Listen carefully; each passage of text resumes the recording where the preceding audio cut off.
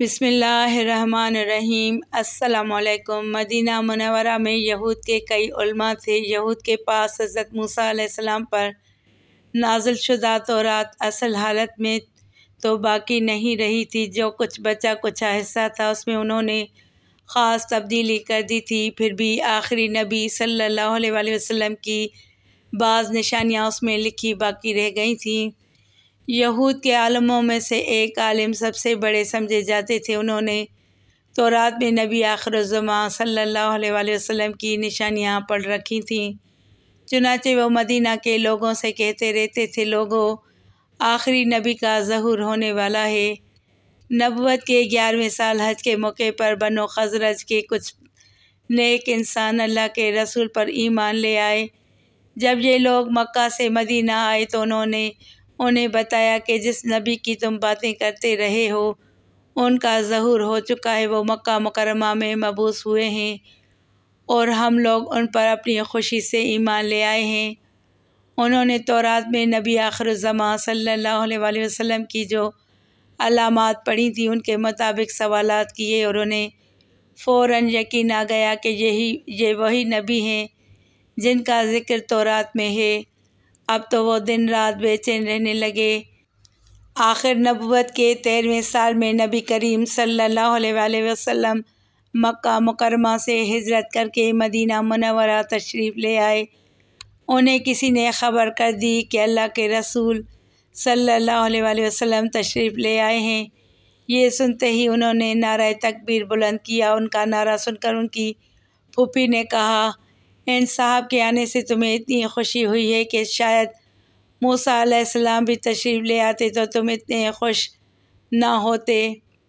یہ سن کر وہ بولے، پھوپھی جان، اللہ کی قسم، یہ بھی موسیٰ علیہ السلام کے بھائی ہیں اور اسی مقصد کے لیے دنیا میں تشریف لائے ہیں جس مقصد کے لیے حضرت موسیٰ علیہ السلام آئے تھے۔ پھوپھی نے کہا، بھتیجے، کیا یہ واقعی وہ نبی ہیں جن کی تورات اور دوسری آسمانی کتابوں میں خبر دی گئی ہے؟ انہوں نے فوراً کہا، بے شک یہ وہی ہیں۔ اس پر پھوپھی نے کہا، تب تو یہ ہماری بہت خوش قسمتی ہے کہ اللہ کے آخری نبی صلی اللہ علیہ وآلہ وسلم خود ہمارے شہر میں تشریف لے آئے ہیں۔ اس گفتگو کے بعد وہ نبی اکرم صلی اللہ علیہ وآلہ وسلم کی خدمت میں حاضر ہوئے۔ پھوپھی بھی ساتھ تھیں۔ اس طرح دونوں ایمان لے آئے۔ یہ ایمان لانے والے خوش قسمت حضرت عبداللہ بن سلام رضی اللہ تعالیٰ عنہ تھے اور ان کی پھوپھی حضرت خالدہ بنت حارث رضی اللہ تعالیٰ عنہ تھیں۔ اب ان کی خواہش تھی کہ ان کا سارا گھر اسلام قبول کر لے۔ انہوں نے گھر کے افراد کو اسلام کی دعوت دی۔ سب لوگ اسلام لے آئے۔ خود حضرت عبداللہ بن سلام رضی اللہ تعالیٰ عنہ فرماتے ہیں، جب میں نے رسول اللہ صلی اللہ علیہ وآلہ وسلم کی نبوت کا ذکر سنا تھا، میں ان پر غائبانہ ایمان لا چکا تھا، لیکن میں نے اپنے ایمان کو یہودیوں سے پوشیدہ رکھا تھا۔ نبی کریم صلی اللہ علیہ وآلہ وسلم کو دیکھتے ہی مجھے پختہ یقین ہو گیا کہ آپ ہی نبی آخر الزماں ہیں۔ تاہم مزید اطمینان کے لیے میں نے آپ سے 3 سوال پوچھے۔ علامات قیامت میں سے پہلی علامت کون سی ہے؟ اہل جنت کو پہلی چیز کھانے کی کیا ملے گی؟ وہ کون سا سبب ہے جس کی وجہ سے بچہ کبھی ماں کی شکل پر ہوتا ہے اور کبھی اپنے باپ کی شکل پر؟ رسول اللہ صلی اللہ علیہ وآلہ وسلم نے پہلے سوال کا جواب یہ فرمایا، وہ ایک آگ ہوگی جو لوگوں کو مشرق سے مغرب کی طرف ہنکائے جائے گی۔ دوسرے سوال کے جواب میں آپ نے فرمایا، مچھلی کا جگر کھلایا جائے گا۔ تیسرے سوال کا بھی نبی کریم صلی اللہ علیہ وآلہ وسلم نے کافی شافی جواب دیا۔ تینوں سوالات کے جوابات سنتے ہی حضرت عبداللہ بن سلام رضی اللہ تعالیٰ عنہ ایمان لے آئے۔ پھر انہوں نے کہا، یا رسول اللہ صلی اللہ علیہ وآلہ وسلم، میں اپنی قوم یہود کا سردار ہوں، ان کے سردار کا بیٹا ہوں۔ میری قوم مجھے عالم مانتی ہے، میرے باپ کو بھی عالم مانتی تھی، وہ میرا بہت احترام کرتی ہے، لیکن میں یہ بھی جانتا ہوں کہ میری قوم کے لوگ سخت جھوٹے ہیں۔ آپ میری قوم کے بڑے بڑے لوگوں کو بلائیے، میں یہاں ایک طرف چھپ جاؤں گا۔ میرے اسلام لانے کا ذکر کیے بغیر آپ ان سے میرے بارے میں پوچھیے۔ حضور نبی کریم صلی اللہ علیہ وسلم نے ان کی تجویز پر ان کی قوم کے بڑے لوگوں کو بلوایا، پھر ان سے فرمایا، اے لوگو، میں تمہیں اسلام کی دعوت دیتا ہوں، پس تم میری دعوت قبول کر لو۔ یہودیوں کے بڑوں نے جواب دیا، ہم اسلام قبول نہیں کرنا چاہتے، ہم جس طریقے پر ہیں وہی ہمارے لیے بڑا ہے۔ اس پر نبی کریم صلی اللہ علیہ وسلم نے فرمایا، اچھا یہ بتاؤ حسین بن سلام تم میں کس پائے کے آدمی ہیں؟ حضرت عبداللہ بن سلام رضی اللہ تعالیٰ عنہ کا نام اسلام لانے سے پہلے حسین تھا۔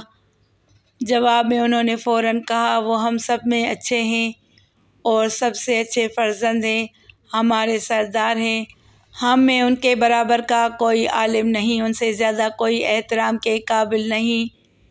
نبی کریم صلی اللہ علیہ وسلم نے ان کا جواب سن کر فرمایا، اچھی بات ہے، اگر وہ مسلمان ہو جائیں تو تم ان کی پیروی کرتے ہوئے مسلمان ہو جاؤ گے۔ جواب میں وہ پکار اٹھے، اللہ نہ کرے کہ وہ مسلمان ہوں، ایسا کبھی نہیں ہو سکتا۔ اللہ کے رسول صلی اللہ علیہ وسلم نے انہیں آواز دی، وہ وہیں ایک کونے میں چھپے ہوئے تھے، بلند آواز سے کلمہ شہادت پڑھتے ہوئے باہر نکل آئے، پھر یہودیوں سے بولے، اے لوگو، اللہ سے ڈرو، تمہیں خوب معلوم ہے یہ اللہ کے رسول صلی اللہ علیہ وسلم ہیں، ان کا دین سچا ہے، پھر بھی تم ایمان لانے سے انکار کر رہے ہو۔ یہ سن کر یہودی بپھر گئے، چیخ کر بولے، تم جھوٹے ہو، ہماری قوم کے بدترین آدمی کے بیٹے ہو۔ حضرت عبداللہ بن سلام رضی اللہ تعالیٰ عنہ نبی کریم صلی اللہ علیہ وسلم کی طرف مڑے اور عرض کیا، یا رسول اللہ صلی اللہ علیہ وسلم، آپ نے دیکھا مجھے ان کی طرف سے اسی فضول بات کی امید تھی۔ نبی کریم صلی اللہ علیہ وسلم نے ارشاد فرمایا، آج سے تم حسین کی بجائے عبداللہ ہو۔ چنانچہ یہ اسی نام سے مشہور ہوئے۔ عبداللہ بن سلام رضی اللہ تعالیٰ عنہ نے اپنے دو بھتیجوں کو پرخلوص انداز میں اسلام کی دعوت دی تو ان میں سے ایک نے فوراً اسلام قبول کر لیا، ان کا نام سلمہ تھا۔ اسلام لانے کے بعد آپ اکثر نبی کریم صلی اللہ علیہ وسلم کی خدمت میں حاضر رہنے لگے، یہاں تک کہ آپ کے قریبی صحابہ میں شمار ہونے لگے۔ آپ صلی اللہ علیہ وسلم نے ان کے بارے میں فرمایا، عبداللہ بن سلام اہل جنت میں سے ہیں۔ حضرت عبداللہ رضی اللہ تعالیٰ عنہ میں عاجزی اور انکساری بہت تھی۔ ایک بار آپ نے خواب دیکھا، اپنا خواب رسول اللہ صلی اللہ علیہ وسلم کو سنایا تو نبی کریم صلی اللہ علیہ وسلم نے خواب کی تعبیر ارشاد فرمائی، عبداللہ تم مرتے دم تک اسلام پر قائم رہو گے۔ ایک بار آپ لکڑیوں کا گٹھا کمر پر لادے بازار میں جا رہے تھے، چونکہ اپنے قبیلے کے رئیس تھے اور اللہ نے دولت سے بھی نوازا تھا، اس لیے لوگ انہیں اس حالت میں دیکھ کر حیران ہوئے۔ کسی نے کہا، عبداللہ، اللہ نے آپ کو اتنا کچھ دے رکھا ہے، پھر یہ لکڑیاں آپ نے کسی مزدور سے کیوں نہ اٹھوائیں؟ جواب میں آپ نے فرمایا، میں اپنے نفس کو غرور سے پاک رکھنا چاہتا ہوں۔ میں نے اللہ کے رسول سے سنا ہے، جس کے دل میں رائی کے برابر بھی تکبر ہوگا وہ جنت میں داخل نہیں ہوگا۔ آپ نے غزوہ خندق میں اور اس کے بعد باقی غزوات میں شرکت کی۔ مورخوں نے لکھا ہے کہ آپ غزوہ بدر اور احد میں شرکت نہ کر سکے۔ حضرت عثمان غنی رضی اللہ تعالیٰ عنہ کے خلاف جب فساد برپا کرنے والوں نے بغاوت کی اور آپ کے گھر کو گھیر لیا تو عبداللہ بن سلام رضی اللہ تعالیٰ عنہ حضرت عثمان غنی رضی اللہ تعالیٰ عنہ کے گھر تشریف لائے اور ان سے کہا، یہ لوگ آپ کو قتل کرنے پر تلے ہیں، آپ مجھے حکم فرمائیں، میں آپ کے لیے کیا کر سکتا ہوں؟ جواب میں حضرت عثمان غنی رضی اللہ تعالیٰ عنہ نے ان سے فرمایا، جا کر ان لوگوں کو سمجھاؤ۔ انہوں نے باہر آ کر ان فسادیوں کے سامنے پر اثر انداز میں تقریر کی، لیکن ان پر کوئی اثر نہ ہوا۔ ان کے دل پتھر ہو چکے تھے اور آخرکار ان لوگوں نے حضرت عثمان غنی رضی اللہ تعالیٰ عنہ کو شہید کر کے چھوڑا۔ اس پر حضرت عبداللہ بن سلام رضی اللہ تعالیٰ عنہ نے فرمایا، آج عرب کی فوج کا خاتمہ ہو گیا۔ اس کے بعد وہ گوشہ نشین ہو گئے۔